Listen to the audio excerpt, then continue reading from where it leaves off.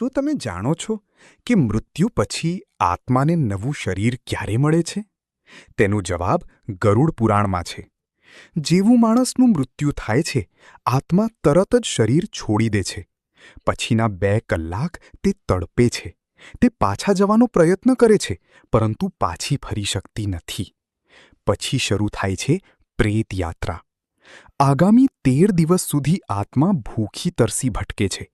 જો પાપ કર્યા હોય તો તેને અગ્નિની નદીઓમાં નાખવામાં આવે છે, અને જો પુણ્ય કર્યા હોય તો તેને પ્રકાશથી ભરેલા સ્વર્ગલોકમાં લઈ જવામાં આવે છે, જ્યાં શાંતિ મળે છે.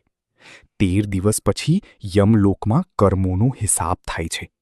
ત્યાં જ ફેસલો થાય છે, મોક્ષ મળશે કે પુનર્જન્મ? હવે સૌથી મોટો સવાલ એ છે કે નવું શરીર ક્યારે મળે છે? તરત જ કે વર્ષો પછી? ગરુડ પુરાણ મુજબ આ તમારા કર્મો પર નિર્ભર છે. જો ખરાબ કર્મો કર્યા હોય તો આત્માને લાંબુ સમય ભટકવું પડી શકે છે. પરંતુ જો કર્મો સારા હોય તો ઘણીવાર આત્મા 40 દિવસની અંદર જ નવું શરીર ધારણ કરી લે છે. મોક્ષ જોઈએ તો બસ એક જ રસ્તો છે: સારા કર્મો. કોમેન્ટમાં લખો, જય શ્રી રામ.